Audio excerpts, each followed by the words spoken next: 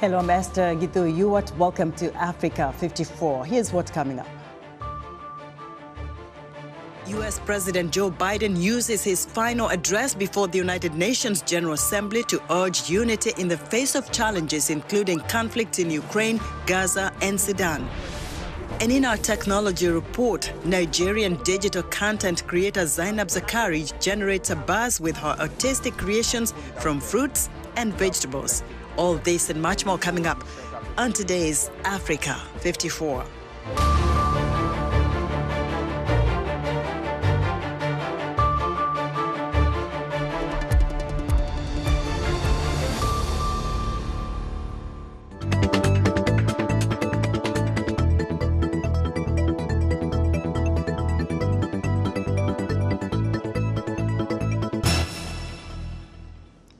U.S. President Joe Biden uses his final address before the United Nations General Assembly to urge unity in the face of global challenges, including conflict in Ukraine, Gaza, and Sudan.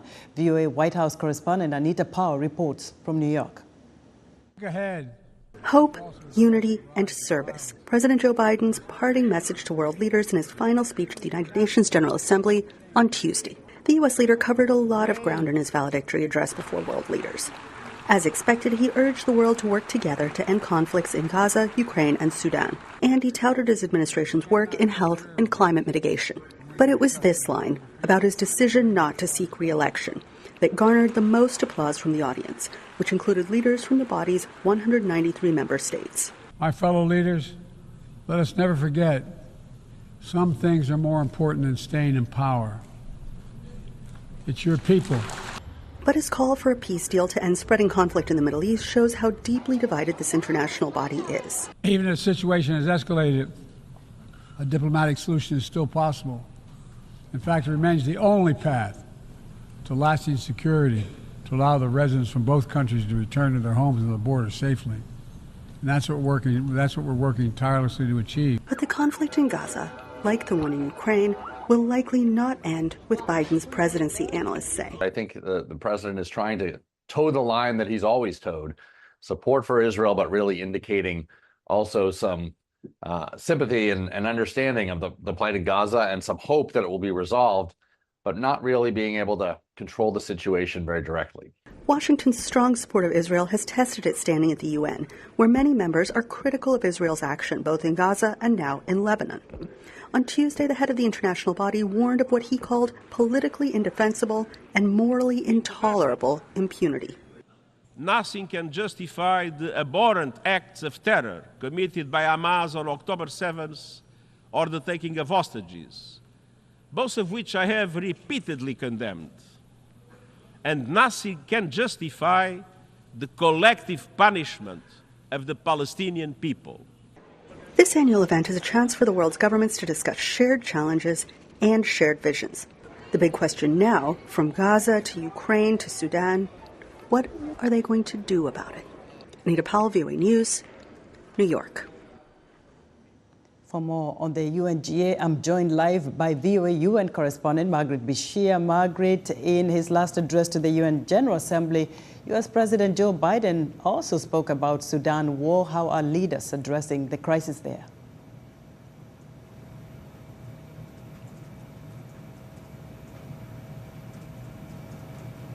Margaret, can you hear me? Oh, sorry. I thought you were going to play the soundbite. Yes, he did. He said that the war must stop. He called on countries not to arm the generals, and he was very clear that the humanitarian crisis there is unacceptable. And just now, at a meeting here at the United Nations, a side meeting in the margins of the UN General Assembly, it was focused on the humanitarian situation in Sudan. The U.S. Ambassador, Linda Thomas-Greenfield, announced an additional $424 million for the emergency humanitarian response for Sudan and for its neighbors. As you know, about 2 million Sudanese and South Sudanese returnees and others have gone to the neighboring countries, and they're overwhelmed, overstretched. So the humanitarian response is not just inside Sudan, but around the region. So 424 million from the U.S. The European Union announced 69 million euros towards it, and the UN itself said that they're going to give $25 million from their Central Emergency Relief Fund, which is their personal cash to give out when there's crises that need immediate attention. And it's, you know, definitely to fight hunger and famine in Sudan, where the situation is really grave. In addition to that, Margaret, there's also a lot of attention being paid to the ongoing conflict in Gaza and also Ukraine. How are leaders addressing those conflicts? Well, definitely Gaza in the center stage here at the UN. There will be an emergency meeting about the situation there in the Security Council this Friday. But tonight, there's going to be a meeting about Lebanon. You know, there's been this huge spillover from Gaza into Lebanon. Lebanese Hezbollah militants firing rockets into Israel for the last 11 months in support of Hamas. And Israel has had enough. They want to return their residents to the north of the country, and they have been hitting Lebanon very hard this week. Today, so far, 50 people dead, more than 200 injured. The Lebanese caretaker prime minister coming here tonight to address the Security Council. So we will hear more on that. And on Ukraine, another crisis that the international community doesn't know what to do with. It's in its third year now with the full-scale invasion by Russia of Ukraine. President Zelensky addressed the UN General Assembly meeting today. He said that the Russians haven't beaten them on the battlefield yet, so they're trying to make life miserable for the Ukrainians. And one of the ways they're doing that is by targeting their energy infrastructure. He said about 80% of Ukraine's power plants and energy infrastructure is damaged, destroyed, offline, and winter is coming, and winter is brutal in Ukraine. So he's very worried about his population. He's also been touting his victory plan. He will be speaking to President Biden about that in a meeting tomorrow. He's flying down to Washington to see the president, and he's also discussing it behind closed doors with European foreign ministers here. So a lot going on both fronts, but, you know, as Anita pointed out in her package, what will happen? That's the big question. Will there be action? Margaret, I know you're heading to hear which other African presidents are speaking. Thank you so much for your reporting. VOA UN correspondent Margaret Bishia live for us at the United Nations. U.S. President Joe Biden on Tuesday delivered his final speech to the United Nations General Assembly. In Sudan, a bloody civil war unleashed one of the world's worst humanitarian crises. 8 million on the brink of famine. Hundreds of thousands already there. Atrocities in Darfur and elsewhere. The United States has led the world in providing humanitarian aid to Sudan. And with our partners, we've led diplomatic talks to try to silence the guns and avert a wider famine. The world needs to stop arming the generals, to speak with one voice and tell them, stop tearing your country apart, stop blocking aid to the Sudanese people, end this war now. Previously seen, we did just that from traditional treaty alliance. We must now move quickly to face Mpox outbreak in Africa. We're prepared to commit $500 million to help African countries prevent and respond to Mpox and to donate 1 million doses of Mpox vaccine now. That was U.S. President Joe Biden speaking at the United Nations. During his address at the United Nations General Assembly, South African President Cyril Ramaphosa condemned the ongoing violence in Gaza. Ramaphosa highlighted the devastating impact of the conflict, noting that over 41,000 Palestinians have been killed and essential infrastructure is being destroyed. He drew parallels between the plight of the Palestinians and South Africa's history of apartheid, emphasizing that South Africans understand the suffering caused by such systemic oppression. We South Africans know what apartheid looks like. We lived through apartheid. We suffered and died under apartheid. We will not remain silent and watch as apartheid is perpetrated against others. It affirmed the aspiration contained in the Universal Declaration of. In December last year, South Africa approached the International Court of Justice, seeking an order to prevent Israel from committing genocide against the people of Gaza. We did so in terms of our obligations as a state party to the Convention on the Prevention and Punishment of the Crime of Genocide. As South Africa, we welcome the support that a number of countries have given to the case that we have launched at the ICJ. That was South African President Cyril Ramaphosa speaking at the United Nations General Assembly. For African Insight on the UNGA, I'm joined live from New York by David Onserio-Monda, Professor of Public Policy and Constitutional Law at the City University of New York. Professor, let's begin with the issue of Africa getting 2 permanent seats at the Security Council and what this would mean for the continent. I think that's an important measure. I think it's long overdue, and it's going to be important in 2 big ways that I can see. I think firstly, in relation to the democratization of the UN, and specifically the UN Security Council. The current structure of the UN Security Council reflects the world in 1945. So adding these 2 seats for Africa and possibly for other regions will look to expand the voices on the Security Council. But I think also in terms of getting alternatives or viewpoints in terms of global issues. Right now, the Security Council seems to be divided between Russia and China on one hand, and France, Britain, and the US on the other in the Security Council as permanent members. So I think it's a good move. Even though the proposal doesn't give them veto powers. So that's another element to think about. Professor, do you think the continent should have a common agenda when it comes to a global stage such as the United Nations General Assembly, where they say this is how we feel as Africans, these are the things we want to table here and we want the world to hear? So I think yes and no. No, in the sense that there's 54 different countries on the continent, and each country has its own national interests. So Kenyan national interests, for example, are not the same as those of Cameroon or Egypt or Mali or South Africa. But I think, yes, in the context that there are broad global issues or continental concerns that almost all 54 countries can agree on. I think one of the big ones is questions about reforming the international trade structures and environment.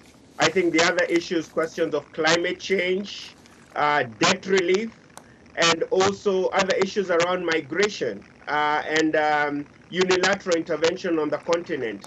I think finding areas of common consensus will be a lot more practical and feasible than to have every country, sign up to one particular interest. I think broad-based consensus on these common global governance issues would be most important. Professor, we're going to watch more of African leaders talking about various issues, and we'll get back for more insight. Thank you so much for talking to us. David. Thank you for having me. Right. David Onserio-Monda is a professor of public policy and constitutional law at City University of New York.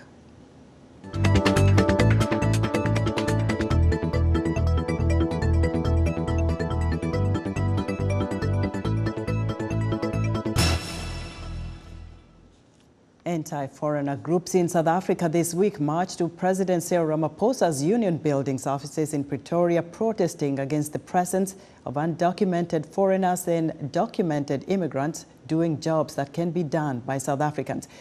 The protests take place at a time when the government is intensifying raids against undocumented immigrants. Do so, Kumalo reports from Pretoria. Local protesters arrived at the government's union buildings offices in Pretoria, chanting anti-foreigner slogans and demanding that all undocumented immigrants be rounded up, arrested and deported. We want mass deportations now. Our country is no longer safe. We're scared to be alone as women because now we know that our lives are in the hands of illegal migrants that we have no track record of. These people are not documented, so meaning if they do engage in activities of crime, they cannot be held accountable in any way because they're not in our system.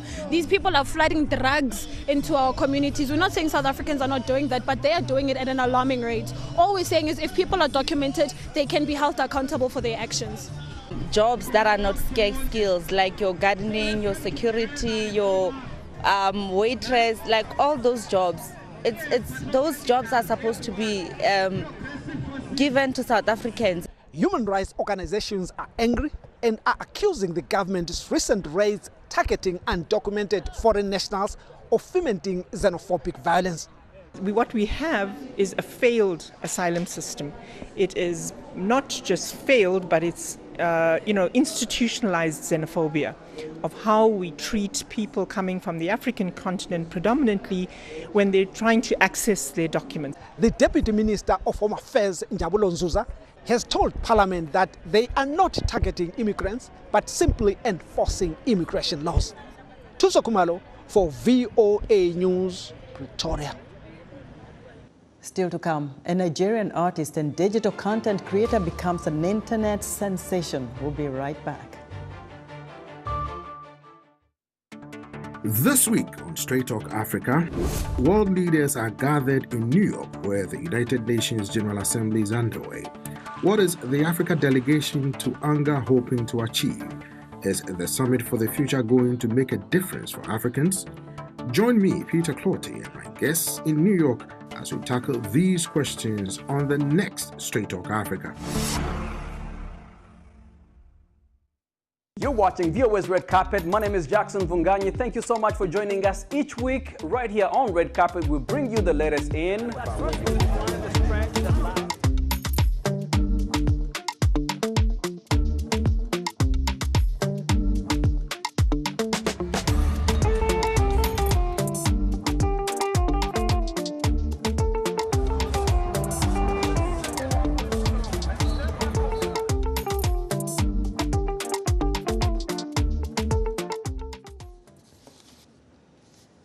In other news, South Africa is among the growing calls by African leaders for permanent representation on the United Nations Security Council. President Cyril Ramaphosa says, quote, placing the fate of the world security in the hands of a select few when it is the vast majority who bear the brunt of these threats is unjust, unfair, and unsustainable.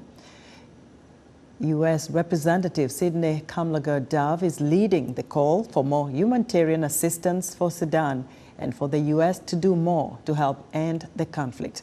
Kamlager-Dove told VOA in a recent interview that she is concerned that international partners aren't doing enough to support humanitarian aid delivery to families affected by the conflict.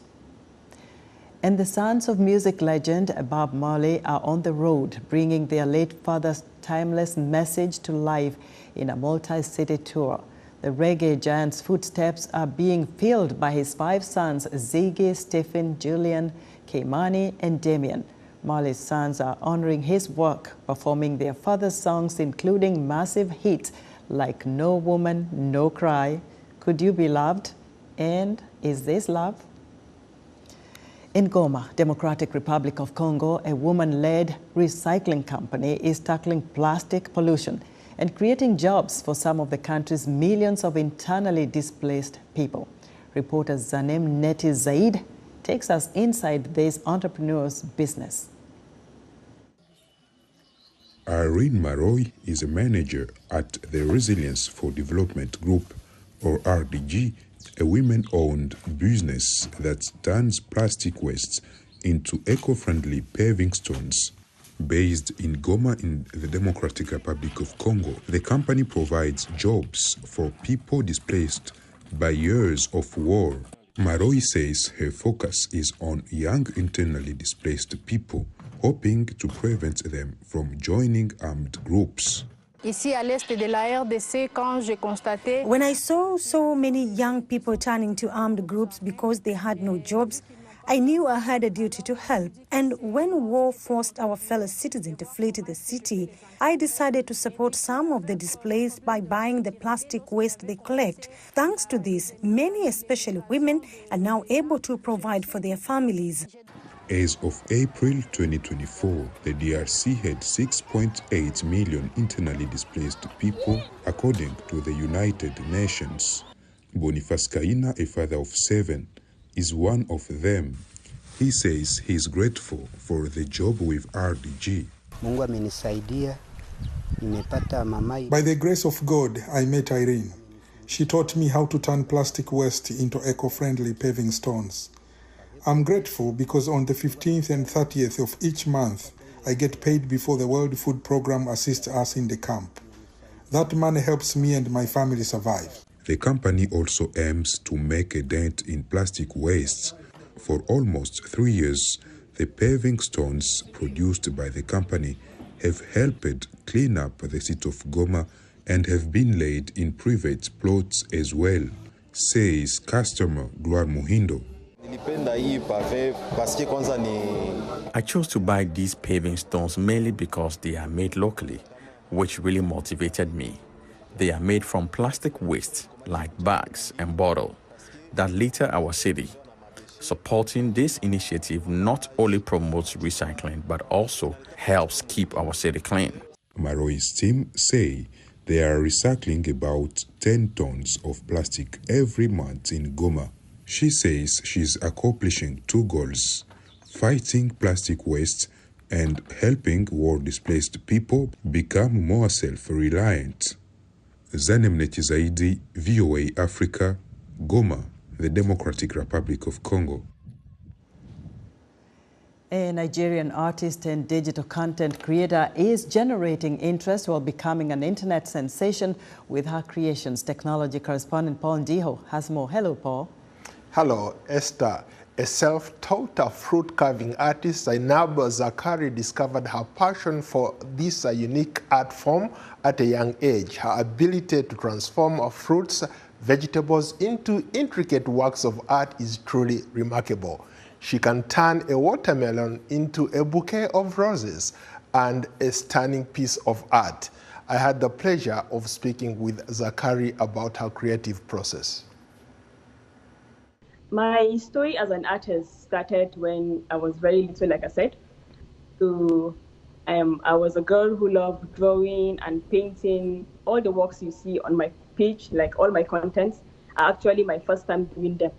I've never done them before. I seek inspiration from a variety of sources, and my major source of inspiration is nature and art. So I use nature's bounty to replicate nature. That is, I use fruits and vegetables to replicate animals and objects. I'm actually a self-taught.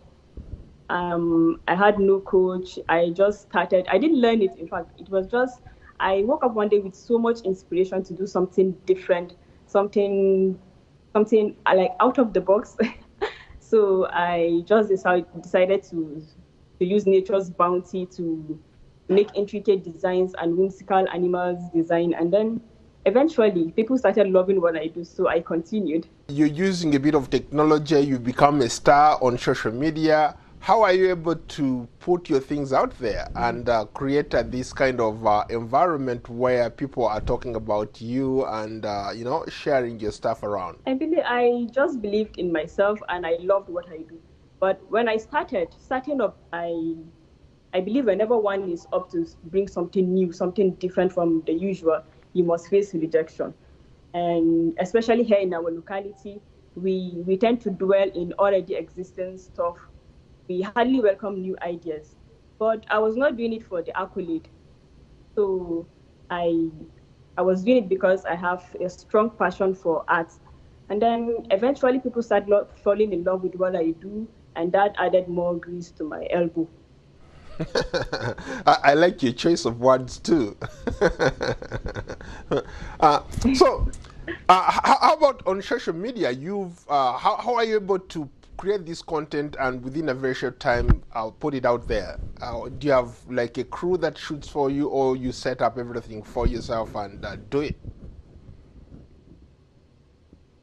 Actually, I set up everything. I produce, I direct, I do the lightning edition. So I do the lightning edition. I do the creative thinking. I do everything by myself because I have a strong passion for it, and I was able to overcome many obstacles. So I'm hoping to open an art school where I will teach people how to do it. And again, I want to open a fruit bar where I will be making masterpieces and displays. I will also be catering for various events and parties and receptions. Yeah, so that's my future goal right now. Your ability to carve fruits into these marvelous pieces of art is just remarkable. Thank you so much. I really appreciate it. In the region where you are, northern Nigeria, a lot of young girls don't get opportunities to do what you do. Is this something that every young girl in northern Nigeria can aspire to do? Yeah, I believe anyone can do this, and as long as you have the talent, you have the passion and the discipline before you start. Because if you wait until you are financially balanced, you will never get started.